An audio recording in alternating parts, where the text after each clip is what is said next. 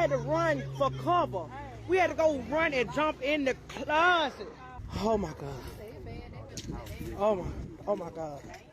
Oh my God, y'all look. Oh my God, this the building beside us. Oh my God, y'all. Breaking overnight, we're getting our first look at the damage from this same storm system as it moves through the deep south. Officials say the severe weather, it tore apart between 20 and 30 homes in North Georgia. This was in a neighborhood. Meanwhile, just south of Atlanta, a tornado is believed to have damaged houses, businesses, and even schools. Students and staff were forced to spend the night in at least 4 schools because roads aren't passable. A curfew was placed from 10 p.m. until 6 a.m. as crews search for any victims and assess the damage. This morning, National Weather Service investigators will be in Alabama to look at the damage there. They received dozens of reports of tornadoes. New video shows damage to the areas outside Selma and Huntsville. 7 people have died because of these storms, 6 of them in Alabama. Witnesses say they had very little time to react as that weather moved in. And just out of nowhere, I heard a sound I never heard before. It sounded like a freight train come through here. And the wind picked up so strong, I had to jump out, and I ran out because everything was shaking like never before. That's a terrifying description. Officials say the death toll could rise in the hours ahead as search efforts pick up this morning.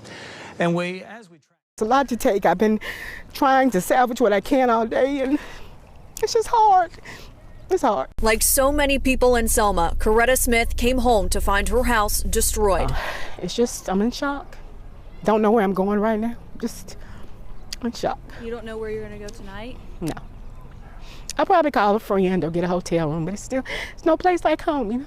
Just down the street, her neighbors, the Woods, already at work, picking up the pieces after the storm. When they said Selma hit bad, it hit bad. Hit so bad, it's unrecognizable. It don't look like home no more. Our town is destroyed. The tornado knocked down a tree in their yard just feet away from their home. How do you move on from this?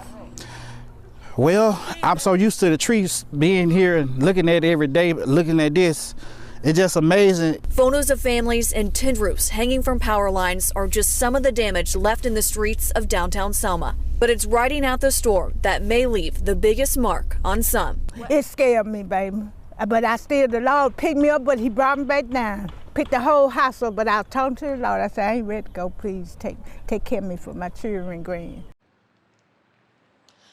Well, now that the sun is coming up, we really are starting to get a full scope of the damage here in Selma, Alabama. This is part of downtown, and you can see right here behind me, this is the devastation that we're talking about. Pieces that used to be part of structures now crumpled here in a mass behind me. Look back there. You can see pieces of brick just completely ripped off of building. That just shows you just how powerful these winds were. And I have to say that we could turn our camera in literally any direction, and you would see devastation around us. And when you see those images of that tornado, you can really understand why. We're talking about a powerful storm, but that's just one of many that were reported overnight. More than 36 reported tornadoes across parts of Alabama, Georgia, parts of the Carolinas, and Kentucky were also in the storm's path. The National Weather Service says that it could take days before they're able to confirm tornadoes. They're going to be on the ground and start looking at those today. However, unfortunately, there were 7 confirmed deaths overnight, 6 of those here in Alabama, and 1, a 5-year-old boy in the state of Georgia. But officials say that as they continue to go through the damage today and really just get a full picture of the scope of this storm, they say there is concern that that death toll could rise. Back to you.